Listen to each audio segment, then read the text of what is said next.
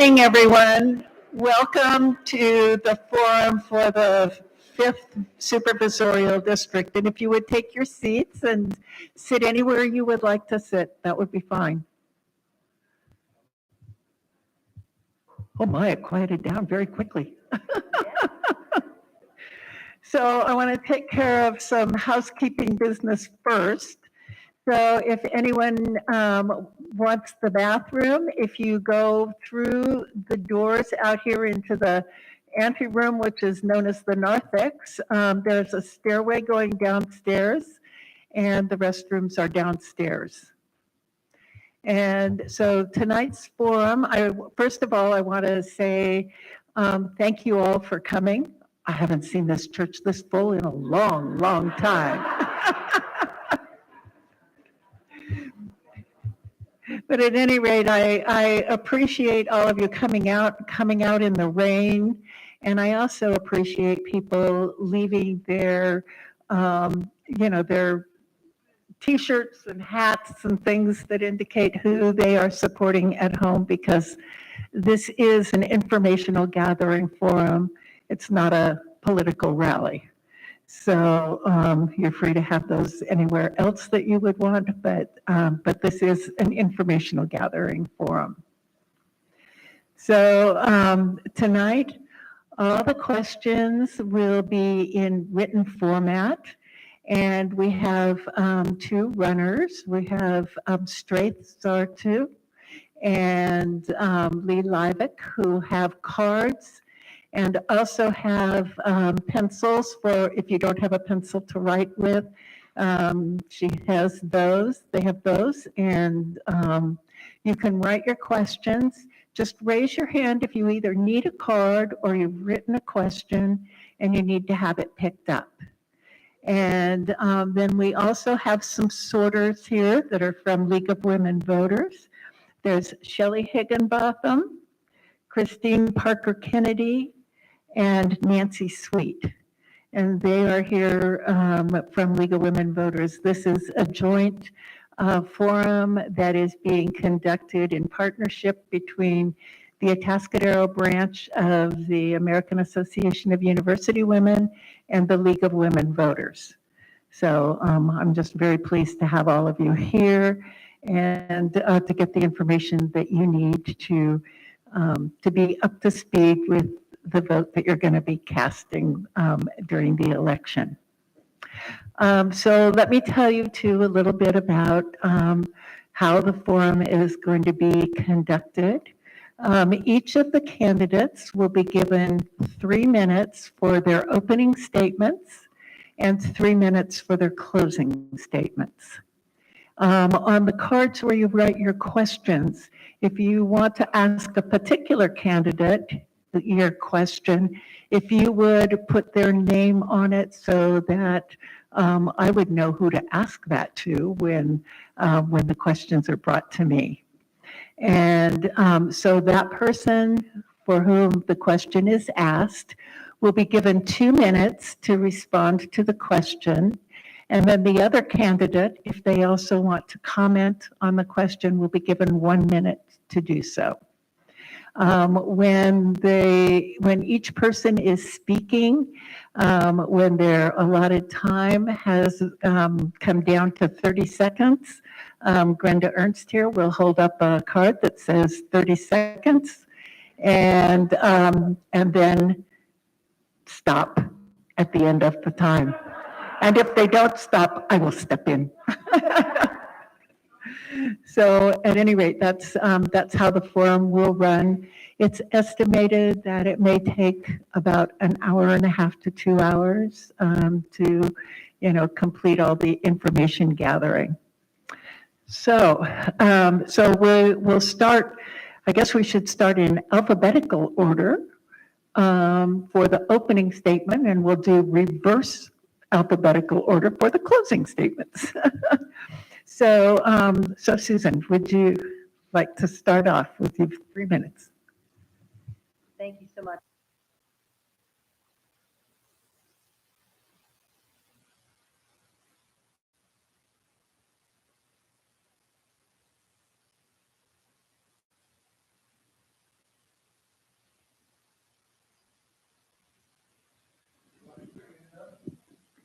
Okay. Do you mind if we stand? Okay. I think that might be easier so that, Heather, will it be workable if we stand? Okay. Thank you. That way I can see your beautiful faces, and I love that.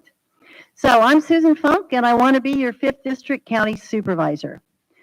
I am a mother, a business owner, and a council member, and I'm committed to making government accountable, transparent, and responsive to you. I'm not in this to build a political career. I have stepped up to run because I'm passionate about government of the people, by the people, and for the people, and of making this community work together. I have, as a council member, ended up being very active at the county-wide level. So I'm actually the one with more experience in bringing people together for county-wide level change. And that, seeing the needs that we have county-wide, and the need for the county to work with the cities and with each of us to move forward, that has prompted me to want to run for county supervisor at this time. Because frankly, I'm just the right person for the job. And we'll probably both say that, but you know. So I've owned a business for 30 years doing data-driven management consulting. So I'm all about results. I have an MBA from Stanford with a certificate in public management and concentration in healthcare. And as a council member, I've really worked at bringing people together on those tough issues, getting mental health integrated into our policing, making sure that our public safety has the resources it needs to function, tackling homelessness in our community and countywide and playing a leadership role in that, and making sure that when we are doing the issues in the city, that everyone has a voice in the decisions that shape our future, including after we got Measure D20. I went out and reached out to everybody that had contacted me as a council member, irrespective of their political affiliation or which side of what issue they were on. None of that. Just wanted everybody to have a chance to be part of the discussions, because I passionately believe we make better decisions as a community when everyone's voices are heard. And that's the spirit I will continue to bring to the County Board of Supervisors, where, as you probably have noticed, we really need that. Yeah. So I'm not afraid to tackle tough issues to make change.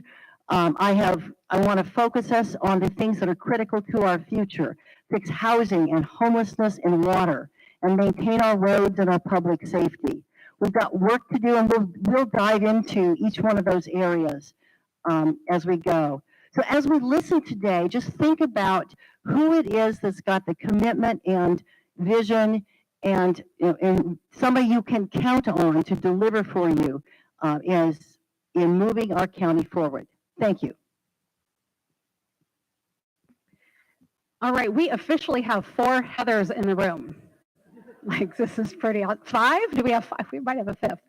All right, love it. So, good evening. I am Heather Moreno, and I want to thank the AAUW and the League of Women Voters for pulling this together. It's a lot of work, and I really appreciate what you've done to make this happen. And to the NAACP for extending this to your membership and inviting folks. Community Church for hosting this. It's a big deal, and for all of you to be here and listen to the issues that are important to all of us. So I am running for county supervisor because I believe our county needs leadership. Leadership that will, number one, I'm straying outside of the box. Leadership that will, number one, support public safety in all the ways possible. 2 is going to take an approach to protecting the taxpayer that makes it affordable for families to live and work here. And 3, we'll look at our homeless problem and bring intelligent, accountable, and compassionate solutions. As mayor, I have made it my desire and my work to embody our shared values of community, compassion, and collaboration. And I care deeply about the health of our economy and the health of our community. So a little on my background. I have a BA in accounting from Cal State Fullerton, and then I went to work for KPMG, one of the big four international accounting firms, and got my CPA license. Then I did a bit of a career shift, and I got into health and wellness, something I'm really very passionate about. Then I went and got a graduate degree in theology because, of course, why not? So I went to Fuller Seminary and did that. And I think this diversity of experience has served me quite well in public office. So as mayor, I have really made it a point to lead with open and transparent government that is responsive to the people, with civil discourse and building consensus. So the issues I've focused on have been things like fully funding our public safety, making sure they have the resources they need, taking a balanced approach to homelessness, where we treat those in need with compassion, we get them the services that they need, but we also have order and we uphold the law when necessary. I've also supported policies that make it easier to get projects through the city, whether it is commercial or residential, projects that our city needs in order to flourish. And I also forged a regional partnership to bring broadband to the city. So we are 10xing speeds, we are saving taxpayers $500,000 over the next 30 years, and we're priming new competition so that residents and businesses can prosper. This is the kind of thing that you can expect from me also as your county supervisor, and I look forward to this conversation tonight. Thank you very much.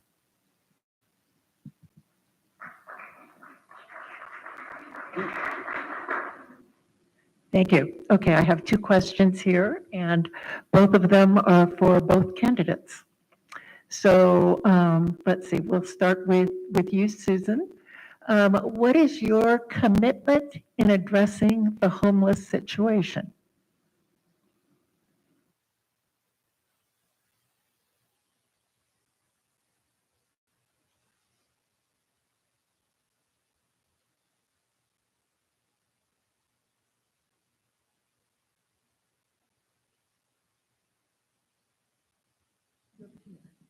Okay. Okay, great, thank you. So 2 minutes on homelessness, piece of cake, right? So I have, for 3 years, been chair of the Homeless Services Oversight Council, which is the largest of the county intergovernmental committees working on homelessness. And I led the development of the new countywide strategic plan on homelessness that we were able to get all 5 county supervisors to support, both before and after the last election. So, and that happens when you really listen to everybody with a variety of views to make sure that we are getting recognizing the humanity on all sides of this, through the humanity of people who just want to feel safe in their neighborhoods, and the humanity of people that just want to have a place to feel safe and not have somebody throw a beer bottle at them today. So human beings on all sides. I have been tireless in the work to get real solutions for homelessness, and there's a lot more to go. We have to get housing integrated with services to make sure that people can be successful. That has to be organized through data so that we have real metrics of performance, so we can have accountability for the results. And we have to coordinate that across jurisdictions and seek the funding that we need to make that work possible. The question also was about commitment. And so when I stepped up to chair this, the countywide plan on homelessness, the steering committee, I could see that the process was underpowered for real results, and I was committed to it actually being driving action.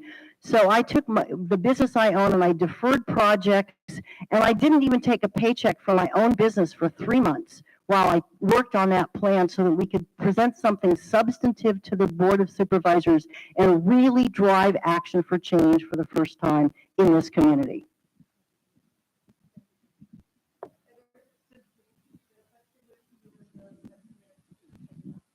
Thank you. So I think there are 3 things we need to focus on in homelessness. We have spent millions of dollars in this state. In this county, we've had the 10-year plan, we've had a 5-year plan, and now we're at the back half of 2 years of a second 5-year plan. And we need plans. The money is great, but it's not working. The problem keeps getting worse in California and in our county. So we need to look at doing a performance audit and see where is the money being spent? How is it working? What's working well? Do more of that. Where it's not working, we need to make change. Secondly, we need better coordination, communication at the top.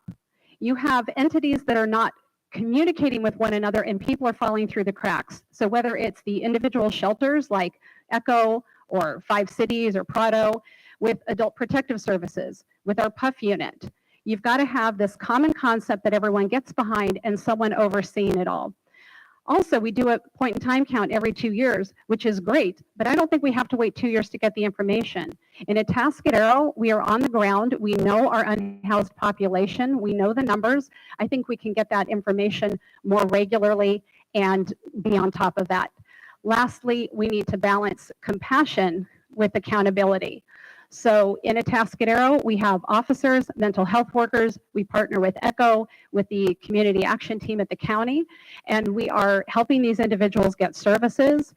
We are connecting them with whether it's medication, getting them into shelter, but we also have a camping ordinance, and we're making sure that our neighborhoods are protected, and when people are breaking the law, they are being held accountable, and both need to happen, and that needs to be part of the common concept. Thank you.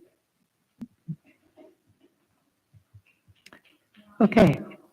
And the second question, and I just got a message saying that all questions will go to both candidates and that they won't be directed to any one individual. So I guess we'll start with you, Heather, since we, okay. What would you do differently with safe parking over at the Kansas-Oklahoma site? I would not have, I can't stay in my box, Heather, I'm sorry. I would not have passed that. I think it was a disastrous decision from the get-go. There was some funding, somewhat of a plan, but it was very scattered. Things weren't followed through. We've ended up with crime, with children at risk, fires. People have died. This has been a horrible, horrible situation. I think you had way too many people there. You had cars being towed in and just left there. The type of 90-day program we have at ECHO, the intent was to, kind of have people moving up and out. Didn't happen, and it has become disastrous for the community and for the people that are living there, and now the county is being sued. So I would not have voted to do that without the follow-up to make sure that it was working. I think if you're going to look at safe parking, it needs to be done smaller. You can't have a large area, and there are very many reasons for that. And you find the people who can oversee it and have the accountability. This was a mess from the get-go. And Susan, you two have 2 minutes. Thank you. So I agree that this has been a very challenged project. It's important for us to think of what else would you have done with the people that were lined up in Los Osos and Oceano, in street after street in vehicles, and creating real challenges in those neighborhoods. The critical thing is to learn from this project. Lesson 1. This project points to the need to have the very kinds of county staff leadership that I have advocated for and that are critical to the critical element of the countywide plan that is 18 months into its implementation. Because that was done before there was any dedicated county staff to do anything but process grants. This was Public Works and Parks saying, flat space where people can park, we can do a flat space. Okay. Obviously, more is needed. We have to integrate the services into the shelter or housing from the get-go. We have to locate these kinds of projects near the supportive services and near the infrastructure that they need. This site couldn't even get the electricity to be able to handle all those RVs, so they were running their generators all the time. Everybody loved that it was remote because the favorite location for the homeless is far away from me. But it's too far when you don't have it close to services. People can't get their way out of homelessness. So you have to integrate the services into the project from the start, have clear expectations, And yes, do it smaller on scale. The critical thing is to build mutually supportive communities so that you can leverage the staff time and actually build pathways out of homelessness, get people into permanent housing like we're doing at ECHO and the 5 cities Cabins for Change that is using the same ECHO model. Thank you. Don't sit down for too long. You're going to be up next. The next question is also about homelessness. And so I just also want to say that I heard on the news that half of the people in the United States who are homeless live in California. So anyway, that was not a question. Oh, okay. Can you explain how homeless services are funded and why the count is so important? Okay, so the funding stream for homeless services is extraordinarily complicated, and that adds layer after layer after layer of administrative cost to the program. So it is funded in this county through a combination of programs from the Housing Urban Development for the feds that include subsidies for housing, subsidies for homeless services, grants to the that we distribute to the organizations that do them, state grants that are implementation of federal grants, a small amount of local support from the County Board of Supervisors, and one of the things that I have advocated for is to work for a combination of clear performance accountability and less red tape, because the amount of money that's spent reporting on the grants, because every single piece of grant funding is reported on in terms of the results achieved and who got that money and how it was spent, and it is a challenge to do that. Or in the future, one of our key areas of funding for operational work in homeless services will be to integrate that into the healthcare system through a program called CalAIM that recognizes that homeless people generate enormous costs to on the public, to public and private entities, and it's hard to capture those savings by eliminating homelessness in any place but healthcare. The CEO of SenCal Health writes a check for several $1,000s anytime somebody who's unhoused shows up at the door of the hospital. And so that adds up pretty quick to better ways to spend that money. And so over the long term, that's going to be an important channel to get sustained funding for the operations of places like ECHO so that they can move people into permanent housing and get them off of our streets and out of our creeks.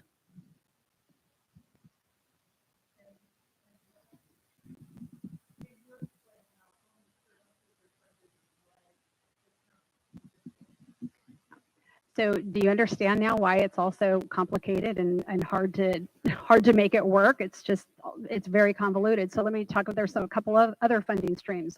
I know a lot of you in this room volunteer for ECHO and other organizations, and you donate. So our community is a huge funding stream for certain services. You also have funding streams that sometimes follow individuals. So whether it is, somebody might be a veteran, they could have Social Security. Some people, believe it or not, can also have a trust, and they have money that can take care of them, and they, because of various situations that they're going through, they are choosing to live on the streets. So there are other things to look at. The count, it's important to have the numbers so that we know, is the problem getting better? Is it getting worse? I think we need to do it more regularly. As I said, in Atascadero, we know our numbers on a regular basis, and I don't see why we can't be doing that county-wide. So I think that's what you're talking about with the numbers. So I don't think it's, I think this is a situation where you've got to look at who's coming into homelessness, how long are they staying there, who's coming out, and where do we need to, you've kind of probably heard that, that analogy of watching, people falling over the waterfall, and the doctor, taking care and bandaging people up and deciding, hey, let's go to the top of the waterfall and find out why people keep falling off of the waterfall. And that's also a big thing that we need to do with homelessness. And so it's pulling a lot of people together. It's having that coordination at the top, making sure we have that common concept and we're all moving in the same direction. Thank you. Other Heather, oh, I'm on now, I can tell. Okay, with only two of you, you know, you're going to be speaking first frequently. Oh, okay. So Heather, you will be the first to respond to this one, and you both will get 2 minutes through all the questions. Melissa James, CEO and founder of REACH, a Central Coast Economic Research and Policy Development Organization, said in July that one way of ensuring that the Central Coast has economic opportunities for the county to invest in the development of clean technology and renewable energy. How will you support measures in the county to combat climate change? So in combating climate change, one thing that we need to do is keep the technologies that we do have. Oh, can you hear that? Everybody here? Okay. Louder. All right. I'm gonna try. All right. So in terms of climate change, we need to make sure that we keep the technologies online that we currently have. And so the biggest technology we have in this area is Diablo Canyon. So it is critical that we keep that on board. I've spoken twice in the last year before the Nuclear Regulatory Commission to support the relicensing of Diablo Canyon Power Plant, and that needs to be done. And in my estimation, this is not a 5-year thing. This has to go on much longer. This has to be part of our clean energy portfolio in California. And to the extent on the Board of Supervisors I have any say in that, I will be supporting the safe operation of Diablo. Other things, so one thing that REACH is really looking at is the offshore wind. Offshore wind is something that will have a very long-term impact on our community. So I think it is a decision that we need to take our time with. There are people way above our level, supervisor, that are going to be dealing with this. The regulations, looking at the effect on marine life, looking at our commercial fisheries and saying, do we want these to become industrialized ports? So there's some big decisions that are going to affect us for decades and decades, long after we're all gone. And so these need to be undertaken very carefully. When we also look at offshore wind, you have several projects on the East Coast that were pulled just a few months ago because they weren't penciling out. So there are a lot of things to consider here, but I think we're basically looking for, and we're talking technology, there are other things to talk about the effects of climate, but really we need to look at all the possible technologies and how do we support that. When it comes to the county, we need to look at how can we be using energy efficiently in our county and making sure that whether it's, solar or the different things that are available to us, that we are doing that. Susan. Thank you. Okay. Now we're on again. I trust you can hear me in the back of the room. Good. Okay. So in dealing with climate change, the first thing is to recognize that, as human beings, we are a contributing factor to climate change. And to that work, there's a tremendous scientific consensus in support of that I respect and support. I also bring to this work the values that I learned as a Girl Scout growing up in Kansas, that you leave your campsite better than you found it. Climate change is obviously way beyond the scope of our individual efforts, but we need to do our bit to help out because it's critical for the future of all of us. And secondly, we need to be very cognizant of the effects of climate change on our community so that we are planning appropriately for those effects, both at the sea level, but also in terms of more extreme weather events that we have to plan for. One of the first things I did as a council member was to ask us to look at the data on how risks had changed with wildfire safety in our community, because we were seeing more drought, different wind patterns, and I was hearing people planning for the 1991 fire on the 41.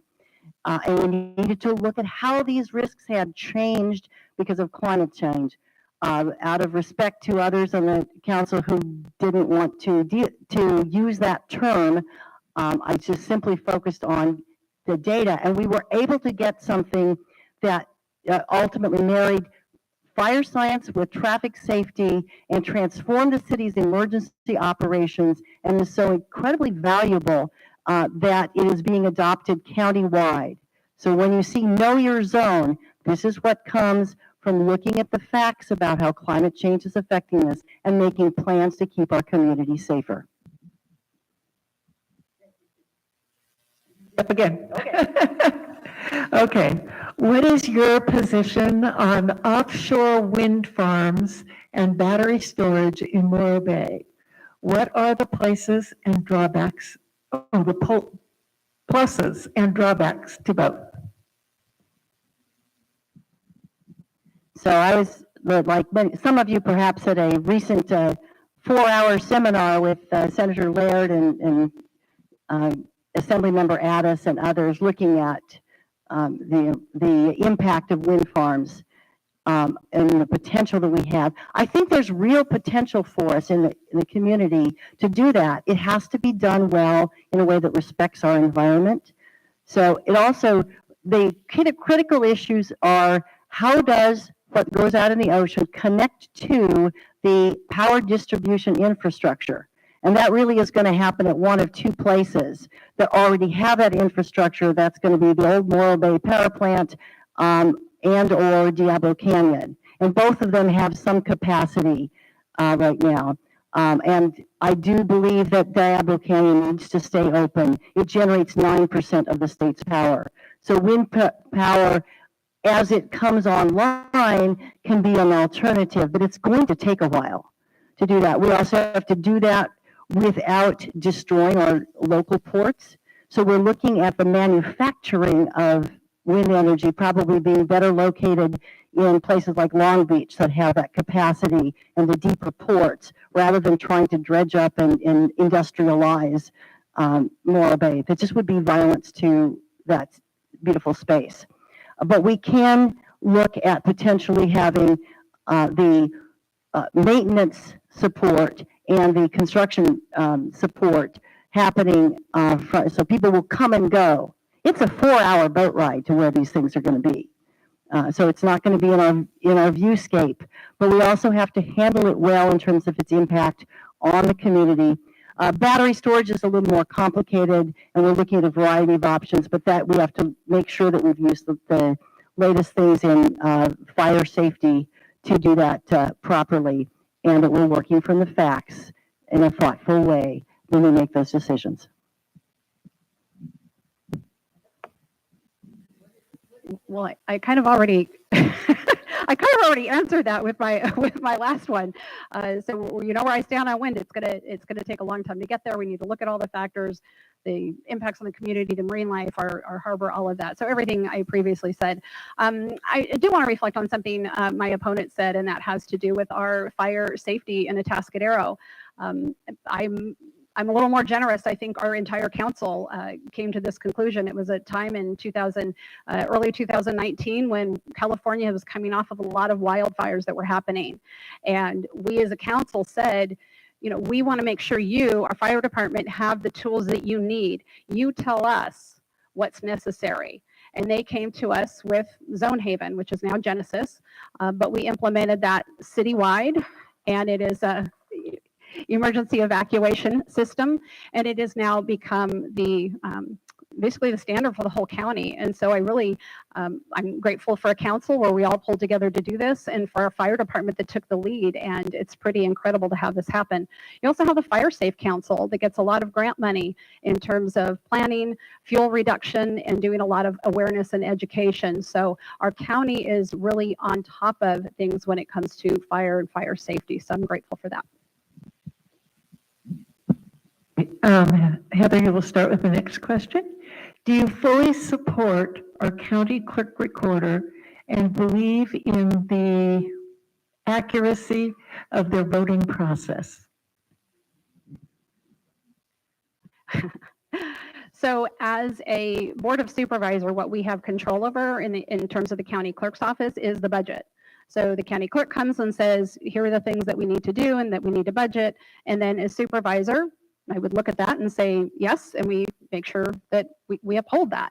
So I don't have any particular issues with the county clerk's office. I think they are doing the best job that they can do, and I support the right of any citizen to watch a vote count. And when I've talked with Elena, she said a couple of months ago to me, hey, if you want to be, overseeing things, you want to watch, you want to do all that, just let me know. So I've had great communications with her and I don't have any problems. I think when we talk about things at a state level, it's a little bit different. I've talked to multiple people who have received multiple ballots, so voter rolls need to be cleared. So I can see how people get concerned when that happens. You have the Carter Baker report that said when you have absentee ballots that are just mailed to people and you allow people to go and collect those ballots from them and take them in, what we call ballot harvesting that we do in the state of California, the Carter Baker report has said that's not a good thing. That opens us up to problems. So there are things just statewide, but in terms of our clerk recorder's office, I don't have any issues.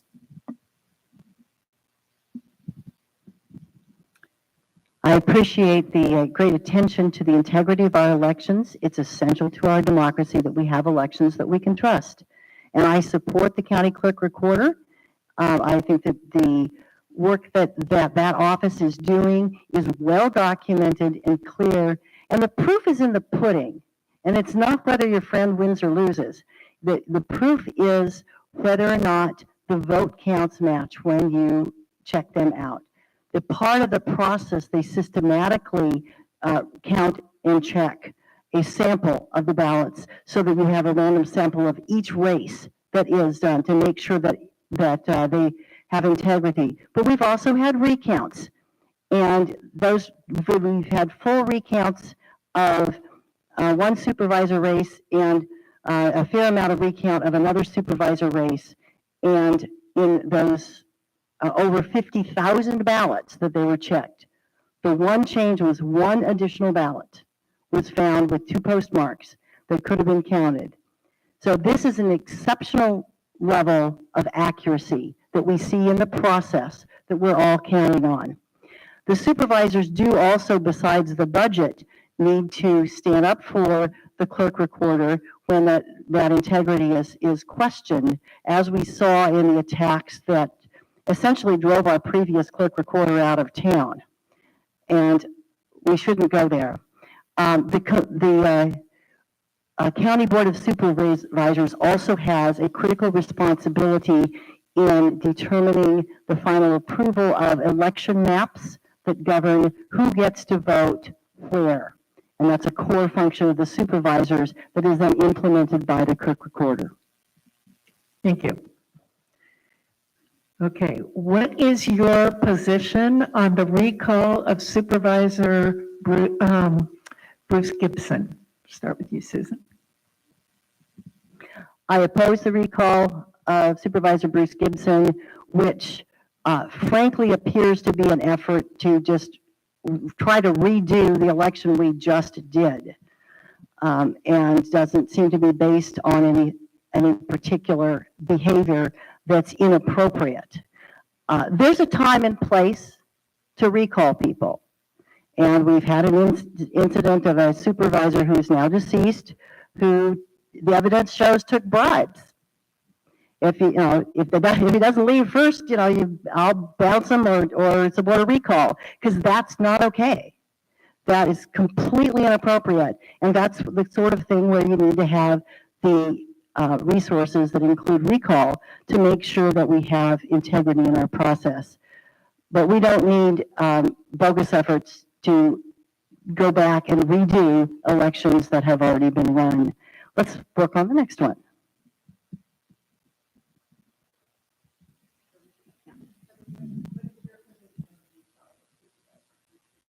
Yeah.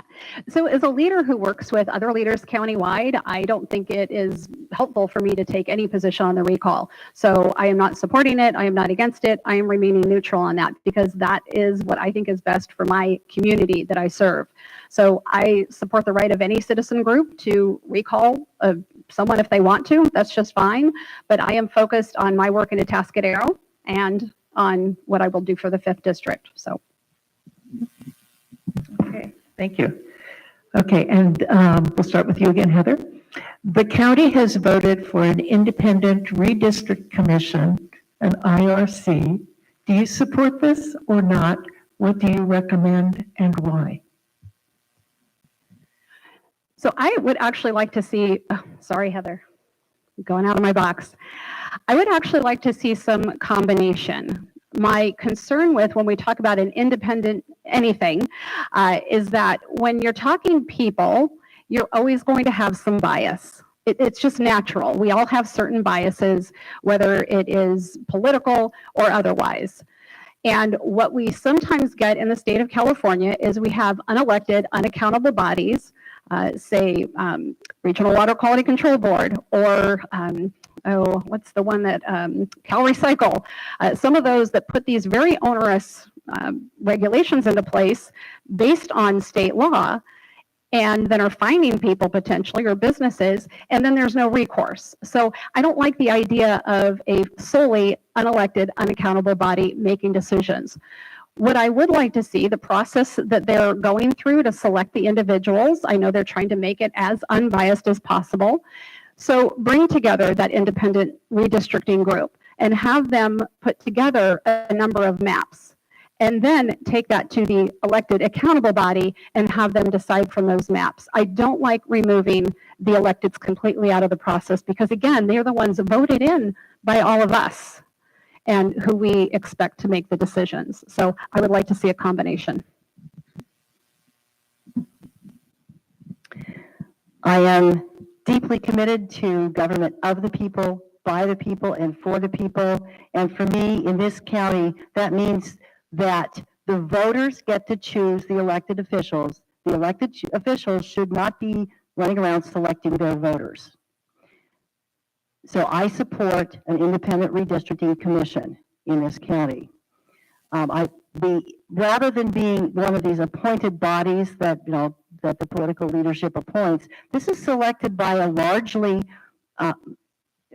objective and random process where people who have certain qualifications and who aren't engaged actively in the political process, in donating to or serving on campaigns, can step up. So, school teachers and others with analytical skills, county employees who work in analytical jobs. Those kinds of folks can step up to volunteer for this, and then they're randomly selected for an initial group of 5, and then the rest of the people would be selected by that group with an intent to get balance. So it is a trust in the people to make the right decision in the long term and to introduce less bias in the process than any process that involves the elected officials getting to choose their own voters. We saw what that did to this county in this last election, and we've got to do better. You can count on me to defend your right to have a government that works. Okay, next question. Funding law enforcement seems to be a priority, which often is not preventative work. Should tax dollars be used for prevention versus enforcement? Start. Great question. First of all, I think we need to think holistically about public safety because it's at the county level. It's not just law enforcement, but it's also the jail and the DA's office and juvenile detention. It is public works, public health. It is fire prevention. All of these are critical to us being able to build safe communities. I have fought for us hard in favor of adequate funding for our public safety functions in Atascadero and stepped out to lead the conversation with the public in support of Measure D20 after all 5 of us on the council voted to put that on the ballot. So it's, my name is on the ballot argument in favor of that. And I recorded videos and had lots of conversations with people because we desperately needed to have adequate funding for that public safety. At the same time, we've approached getting mental health integrated with our law enforcement because preventatively, we know that if people are properly cared for and properly housed, and they have the supports they need to function as human beings, they're much less likely to create law enforcement issues. Our outreach team was just telling me the other day about one single individual who was unhoused who had generated 250 police calls in the course of a little over a year. And they were ecstatic that this person had now gotten housed, wasn't generating those police calls, and was thriving, looking good, feeling healthy. And they're just like cheering. Go, Rhonda. So this is the preventative work is integral to the success of the law enforcement efforts.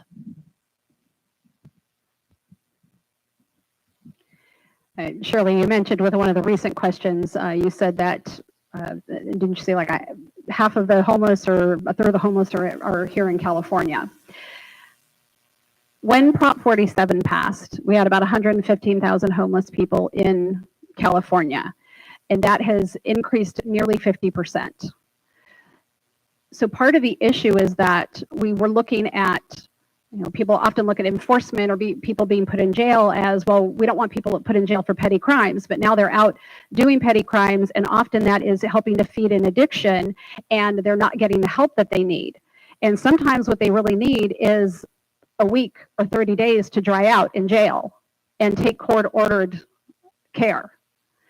When we're not able to do that, we don't have a lot of enforcement mechanisms. So we are sitting here in Atascadero, for example, on the ground with individuals day after day offering them services.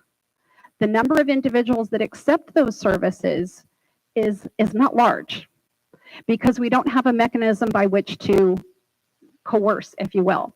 Now, the governor has put into place Care Court, so community assisted recovery empowerment. And by the end of this year, our county will be required to bring that online. And so at least that is a way where somebody, a family member, a teacher, a police officer, somebody can say, hey, this person needs to be in Care Court. And so that's for somebody with addiction, with mental health, severe mental health. And hopefully this will start having an impact, but until we can have some sort of enforcement and coercion, it's hard to have that prevention because we are asking people who would have typically been in a custody type situation to make a good decision, and they're not always willing to do it. Okay.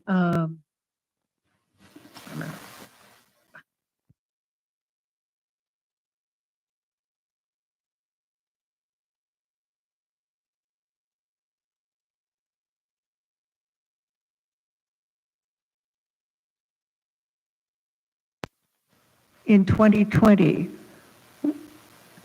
world, you support another ballot measure in the future? Would you support another ballot measure in the future? I don't really understand the question. Measure D20 made it possible to support our police and fire departments. What has your position on this? What was your position on this in 2020? And would you support another ballot measure in the future?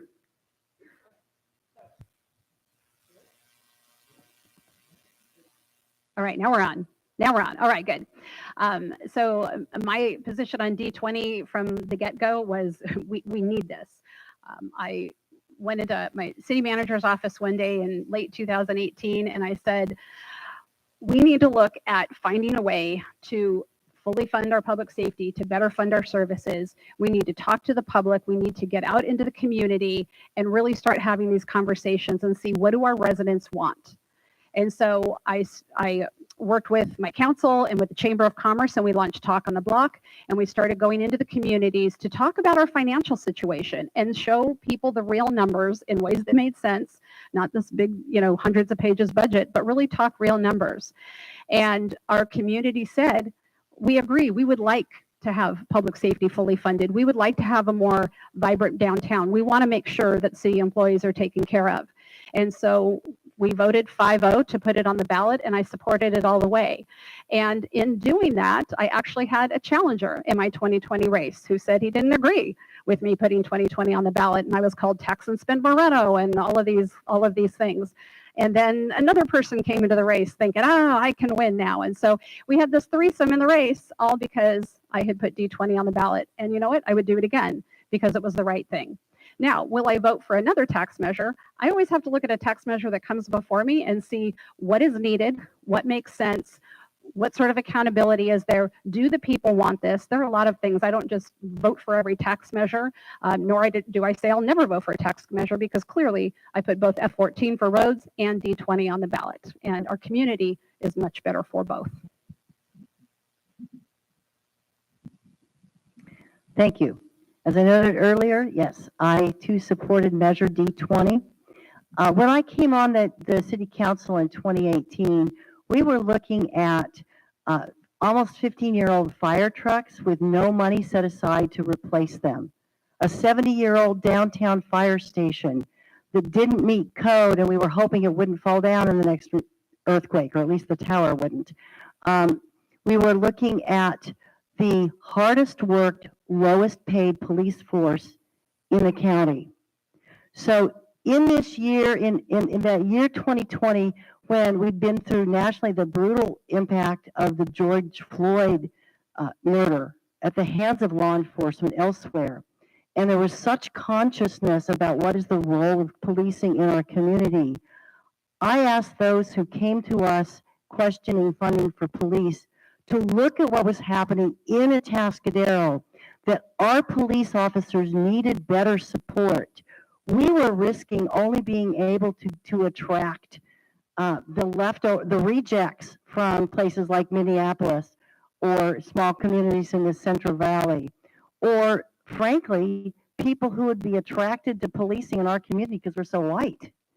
And none of that was good to the objectives of the people who were concerned about the human impact of how we do policing. So I encourage them to join with us and support Measure D20, and it has been powerfully effective in our community in improving not only our police and our fire, where we've got plans now for that replacement fire station in the works, but probably the mayor and I both got briefed on today, and real progress that we're making. Whether we do that again depends on whether additional funds are critically needed or not. Okay, thank you. Oh dear, this one's written red. What is your stance on ACA 1, which proposes reducing the water threshold from, voter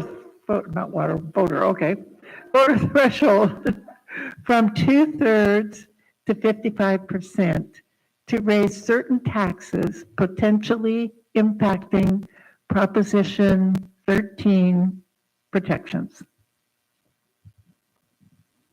Thank you for the question. I support Prop 13. Prop 13 has done a critical job in keeping people in their homes and avoiding the escalating valuations that occur in this environment where we have significantly rising home values. So we're keeping people from being taxed out of their homes. That is essential. There's also a lot of misinformation going on. ACA 1 is part of a set of things that are questioning voter thresholds. Essentially, does it require 2/3 of the voters to pass any kind of tax measure, or are there some things where you can pass that with 55% of the voters, because it's pretty hard to get 2/3 of the voters to agree on anything. That's, we have had a 55 percentage threshold for school bonds for almost a quarter of a century. And if you haven't noticed, Prop 13 is alive and well. So whether the voters choose to adopt ACA 13, ACA 1 would allow a couple of additional indications for types of proposals that local governments could try to see if their voters would approve that would be at the 55% level until 65% level. It does not increase the valuation of your home. Your home will be safe whether that measure passes or doesn't. And I have as much power to affect ACA 13 as every single registered voter in this room, because it isn't something that we will all vote on together as an amendment to the Constitution. And it's not going to blow up Prop 13 if it passes. I think that we need to have thoughtful conversations about how we finance public safety and other essential functions of government, so we can consider whether or not other opportunities to have a 55% threshold will work. But it's not going to blow up Prop 13 if it passes.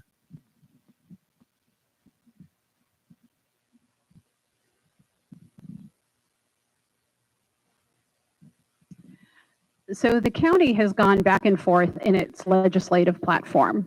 Okay, so my opponent says we all have the same vote on ACA 1, and that's true. But at the county level, that is something that the county advocates for or against. And it is something that has continually been in the legislative platform, either to uphold various tenets of Prop 13 or to, break those down in some way, shape, or form. And so, if you get enough counties statewide saying to the legislature, hey, we want you to make a change, I think that's where people start to fear that the legislature then uses the counties as a oh, hey, well, they all want us to do it, so everybody wants it, let's go ahead and do it. So that is a little bit of a concern for folks. The 2/3 threshold is part of Prop 13.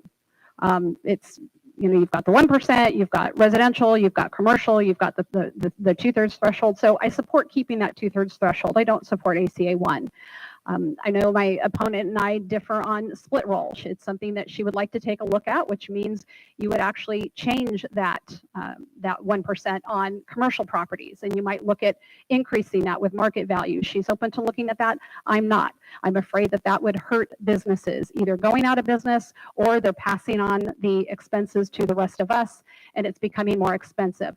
Rather than looking at where are more funding sources, I really think the state needs to look at, why don't we stop spending so much money and be more efficient with what we do? So whether you're talking high-speed rail or the various places that the state just willy-nilly is spending a ton of money, I think it frustrates all of us taxpayers when they say they need more and more, but they're spending it in ways that really aren't helping the majority of Californians.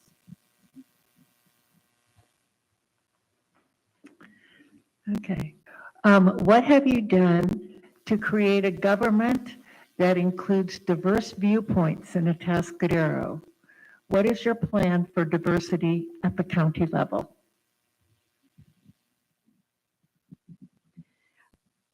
My viewpoint is simple. We welcome everyone and we treat everybody with respect. That's the bottom line. And I've done that my entire time on council and as mayor. I have welcomed everybody. I've had conversations with anybody that wants to have conversations. If you talk to anybody about the way that I lead meetings, everybody is welcome. Everybody has a chance to speak. I'm always making it as, hey, last chance, anyone else? I want to make sure all voices are heard.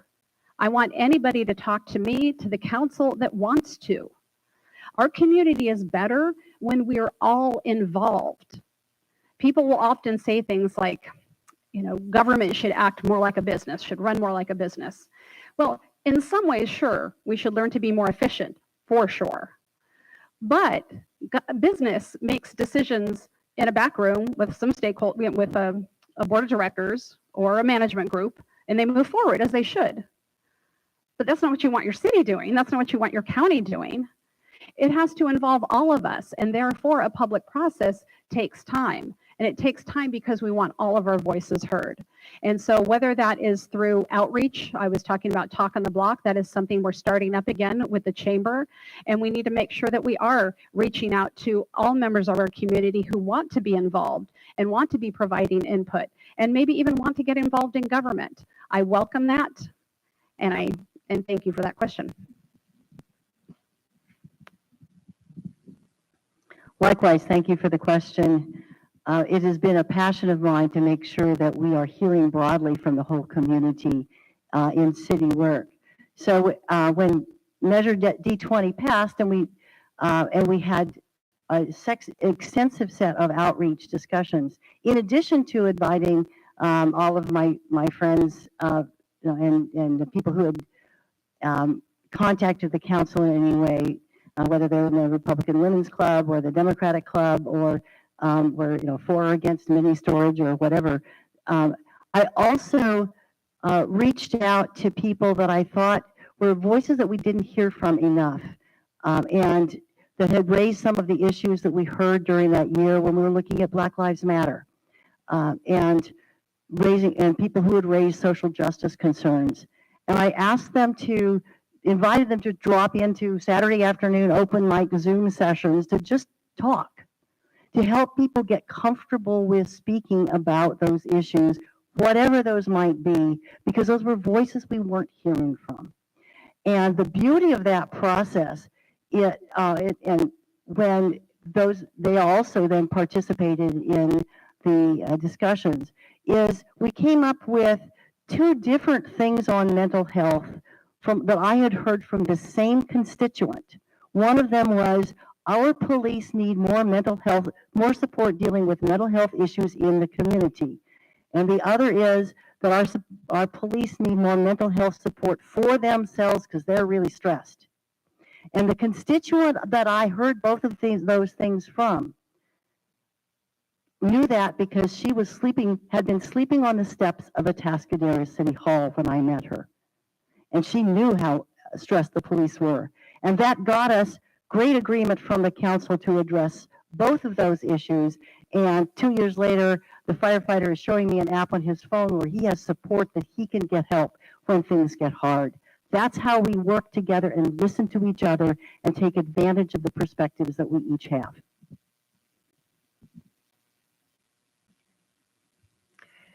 There is a child care crisis. What steps can be taken at the county level to address this problem? Thank you. Another great question. Families are struggling right now in our community. They're stressed with trying to be able to make the rent, and the pandemic period was very hard on child care resources. So the Chamber of Commerce in San Luis Obispo has taken a countywide lead in developing friendly workplace standards. And organizations like Wildfields here in Atascadero just got an award for meeting some of those. The county can be supportive of that work, can encourage and invest in child care providers, can set a good example by being a good family-friendly provider itself, and can encourage businesses to adopt family-friendly policies, can work to make child care more accessible to people who may have difficulty affording it, including something that I have been doing in the city that my colleagues may get tired of hearing me from, but whenever we've got some development thing, I'm always asking about, does this accommodate child care providers in this business, and which kind? So whether that's Barrel Creek or any one of these other things, I'm always asking about that. And at the county level, we need to be attentive in the unincorporated areas of the county to where child care that supports people in Templeton and Los Osos and Upomo can be located and co-located with other services and made accessible so that our community can gradually get better child care resources and make sure that those are integrated into the plans and the developments in neighborhoods, because they are essential to the quality of life in a neighborhood.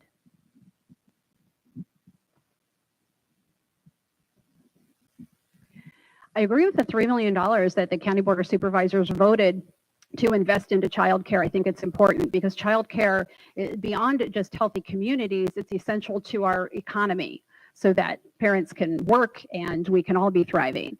So one of the things that's happening is County Superintendent Jim Brescia is working with training healthcare workers or child care workers.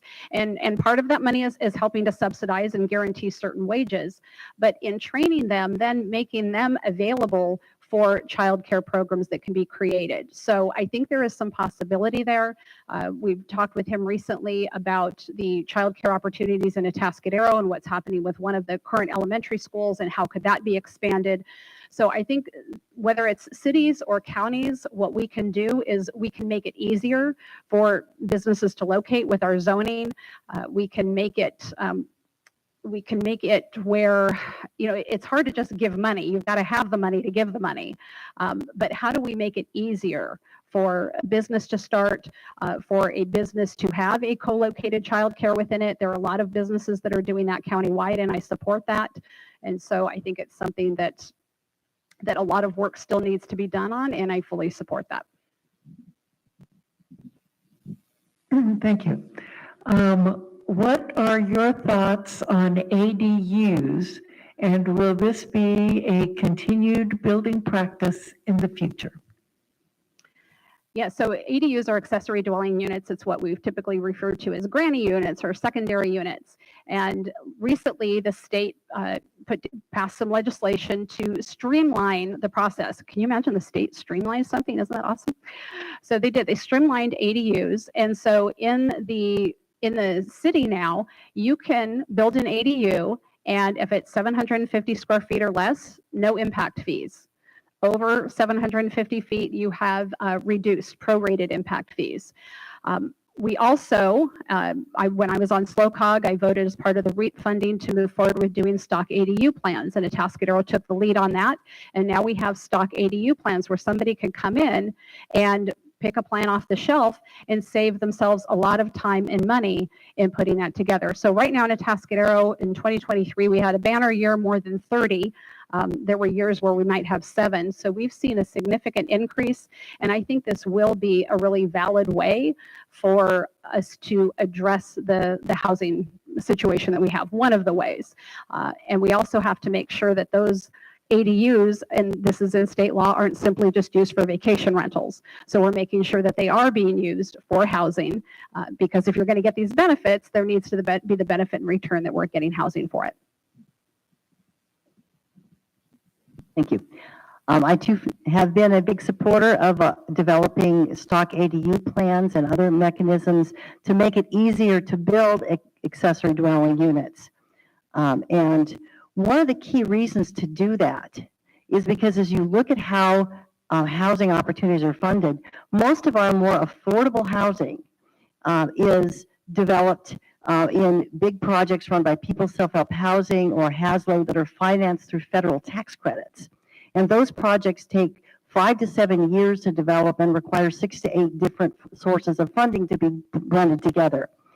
Let's talk about lack of streamlining.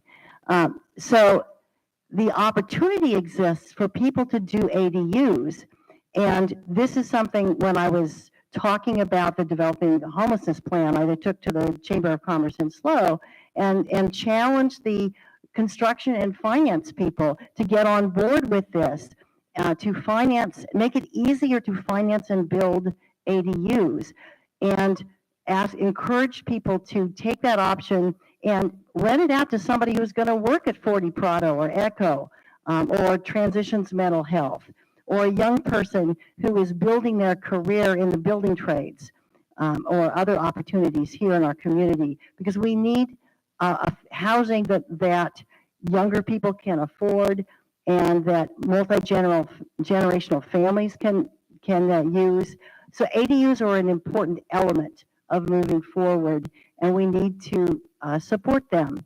The other thing is that you don't have to ask all these government permissions to have a person do an ADU at their own property, and the homeowner wins and also the renter. Last thing, we also should make it possible to do tiny homes on wheels.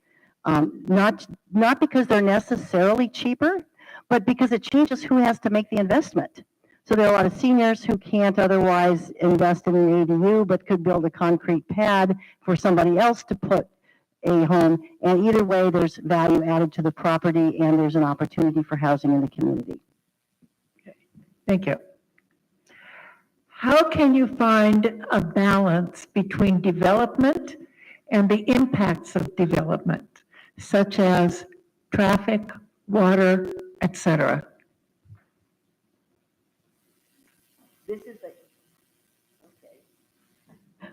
This is the moment of silence. Okay. We are back now, live. This is something that we deal with constantly, whether this is at the city council or these issues at the county board of supervisors, is getting that balance. Part of it is focusing on what are the critical needs for the community, and making sure that we have clear plans so people know what to expect. As members of the Board of Supervisors or as council members, we're required to be objective, to not be biased when we are evaluating somebody's plans for what they want to do with the property that they own. And you judge that according to clear rules. And you have to hold fidelity to the plans and have good plans so that we are protecting the values of the community and so people know what to expect. So we have fewer occasions when people go 5 years into a project and then realize that it's not going to fly and they wasted all that money.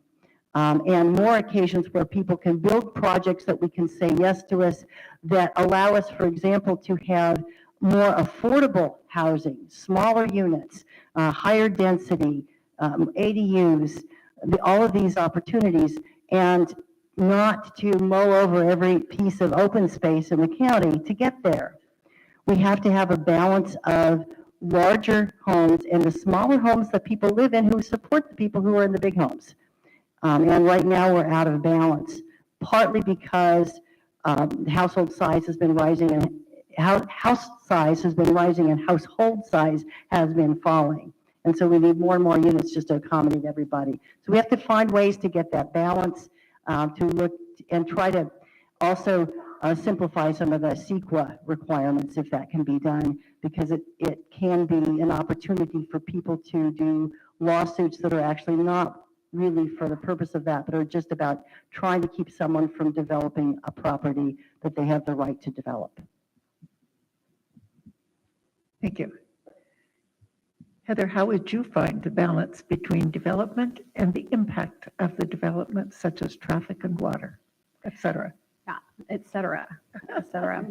So part of the balance is looking at where are the resources that we need, where is the infrastructure, and a lot of the times that is in and around cities. And so making sure we first of all look at infill development and that we develop where those resources are available.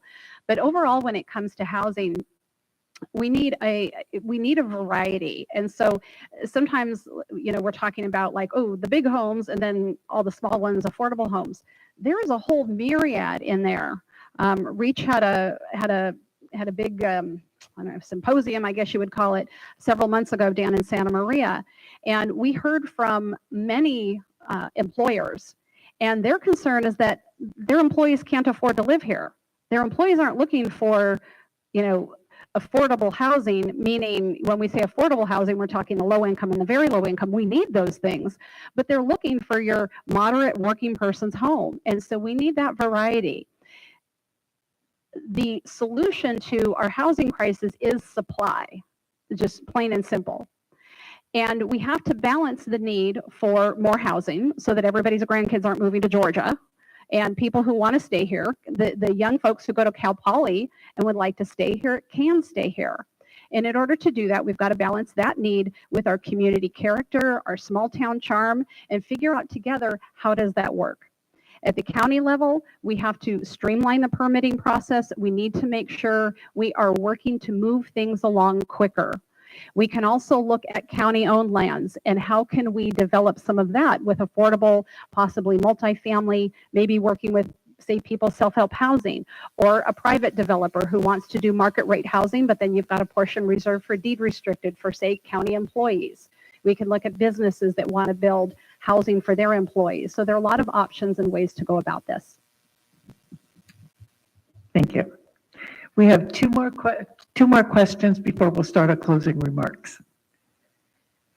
So this next question is, provide an example of how you played a leadership role in a countywide issue in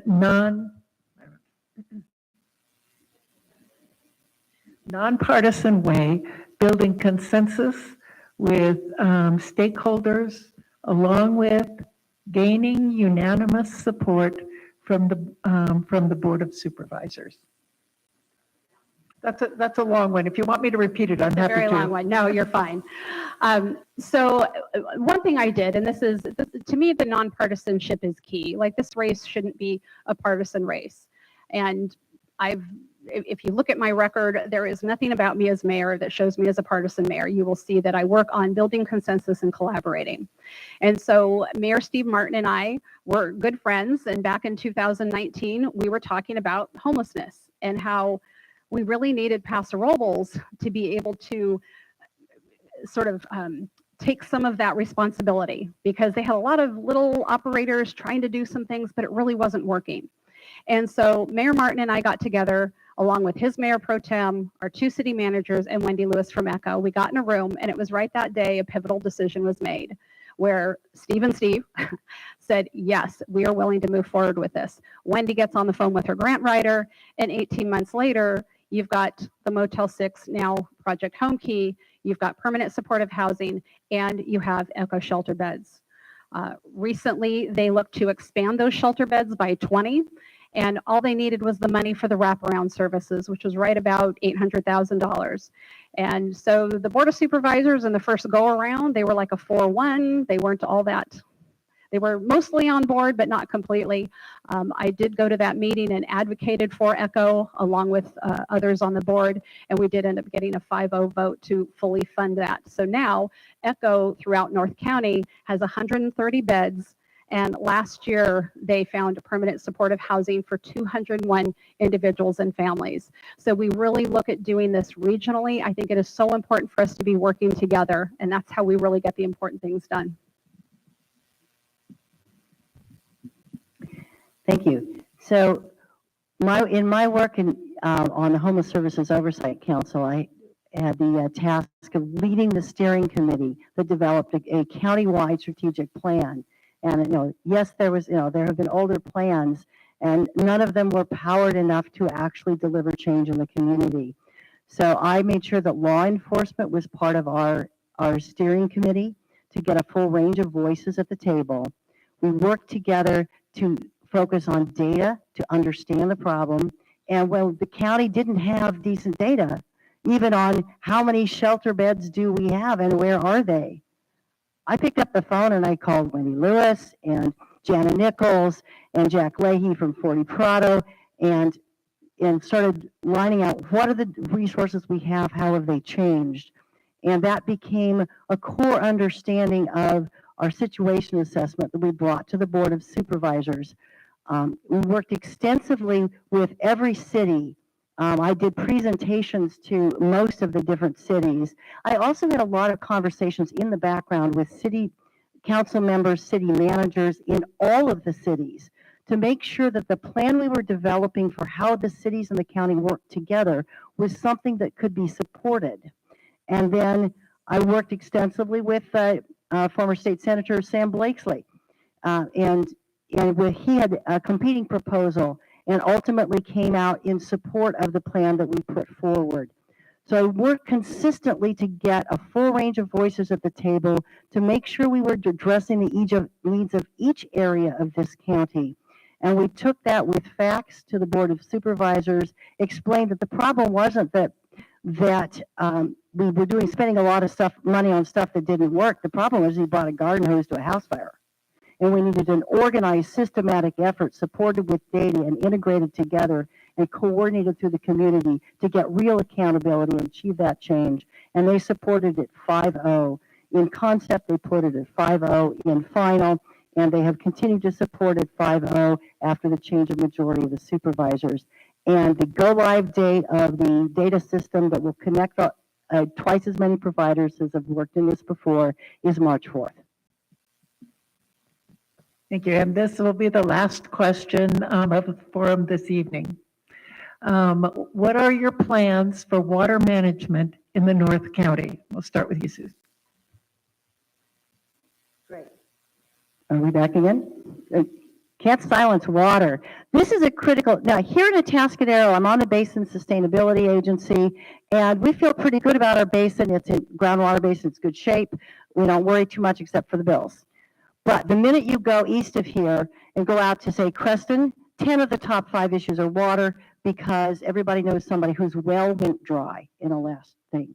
So we've got to move forward resolutely with the Paso Basin sustainability plan. That basin right now is, is going down, down, down, down, down.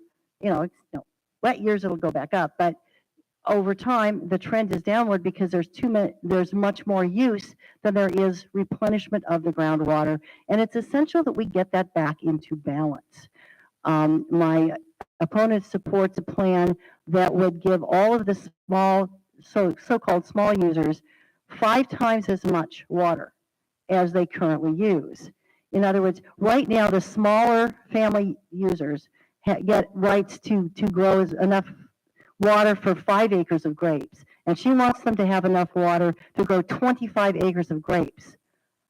I don't see how that helps us deal with the fact that there's too much usage relative to the rate that it's replenished, and not dealing with this issue puts people at risk, both in their agricultural work and the quality of their drinking water and their access to drinking water. So we need to resolutely work with the basin. We need to explore new technologies that allow us to populate that basin, including blending water from Lake Nacimiento and recycled water.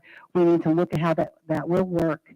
We need to also do conservation measures systematically, and we need to measure how much usage there is and make sure that those who, that the incentives in place, like the tiered water rates we all pay, so that those who use water more extensively are carrying a greater share of the costs. Thank you. Now, I'm sorry. Thank You you. need to answer that too. So that's interesting. I haven't actually stated that I support 5 times as much water, so I'm not sure where that came from. What I have heard from is the small farmers that got kind of, how do I say this in a kind way? They got messed over with the offset ordinance. And so I've heard from many of them. They're like, how are we going to get our rights back so that we can plant and so that we can make a living, whether you're selling tomatoes or whatever it is. So we need to do something to make sure that those people are made whole. It's a complicated issue, but I guarantee you, if you got some engineers in a room, they would figure it out pretty quickly. And then you bring all the partners to the table and let's have a conversation. This has been so politicized and it is not good for anyone. We need to look at all options. So whether it is recharge, recycled water, we could sell supplemental water from Atascadero Mitchell Water Company. We rarely use our allotment of Nasi water. We could sell that to the Paso Basin. We could sell that south of us. So there are a lot of different options, and it's really just being willing to get people in the room. Another thing that the county is looking at is a Miller plan, which is the voluntary fallowing of land. Because right now, you have some people, just to keep their water rights, they're watering dry land or mustard seed, and that's just bad policy. So we need to make sure that kind of thing stops. The people that need water to grow their crops can do that, and I know there's a solution. Now I can say thank you. And I want to thank you both for your very cogent and, responses to these questions. They were very on target and very appropriate. So, and we'll start with the closing statements, and you'll each have 3 minutes.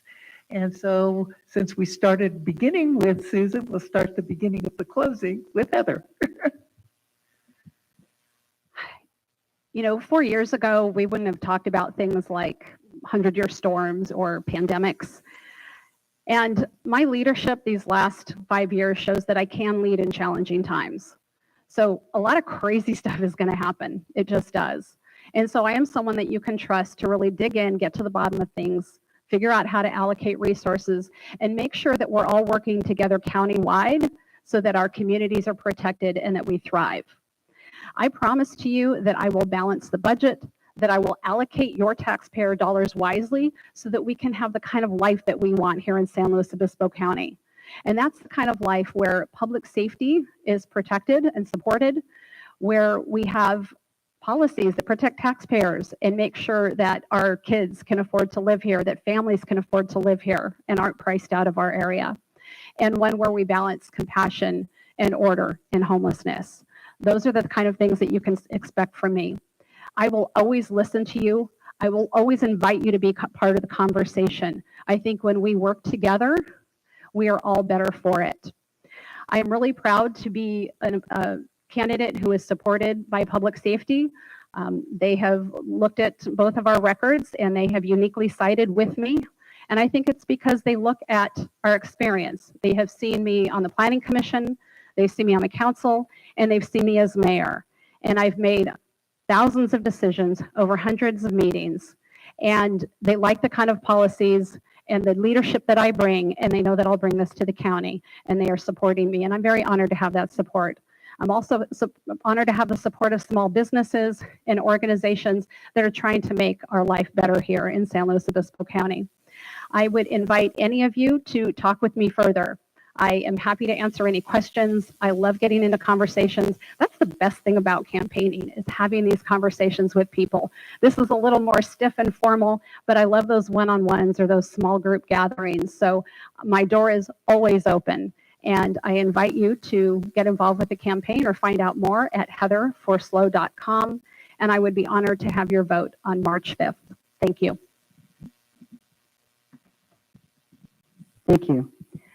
I want to thank all of you for being part of this conversation today, because this is how we build our democracy one step at a time. This all of us being able to have these discussions together. I've been in the course of this campaign at door after door after door, having these conversations. So housing policy is not just the statistics of reach and the statistics of how our business community needs this housing.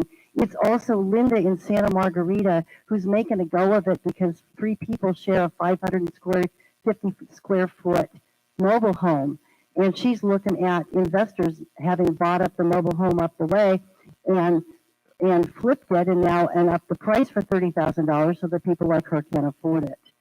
So we're looking for how do we find solutions that work for our whole community. You've heard my commitment to safe neighborhoods, to making sure that our public safety is properly funded. And I too have support from public safety professionals who are proud of the work that I have done and who have worked closely with me in addressing homelessness countywide. We're starting to get traction. And you can see the difference between being in the middle of that and really understanding the particulars of how do we drive this forward and where does it get stuck and how do we get it unstuck and hanging in there on all of the stuff that has to be done in the back rooms that is not glorious and not fun, but is necessary to moving things forward and getting results for this county. You can count on me to deliver those results. You can count on me to work it my tail off. You can count on me to ask the hard questions. And you can count on me to help lead us forward civically as a community with a vision of public safety that includes everyone in this community feeling safe in their neighborhoods and safe in their own skins, no matter what they look like, where they worship, how they identify, or who they love. We can do this together as leaders when we are active and support that. And I will be there. You can count on me. As we move forward, you can count on me to deal with the most pressing issues and not to duck the tough conversations. I was at a conference on mental health and policing, and the police chief in Arroyo Grande talked about the fact that if the conversation you're having is difficult, you're having the right conversation.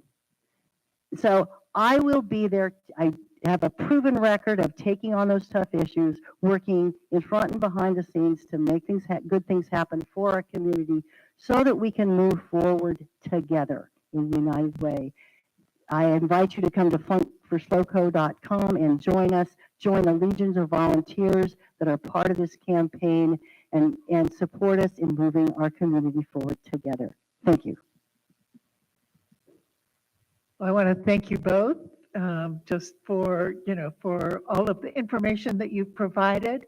And I want to thank everyone who came this evening, and I hope that you have gotten additional information that you didn't have before that helps you make a decision about who is the right person for you as an individual to vote for.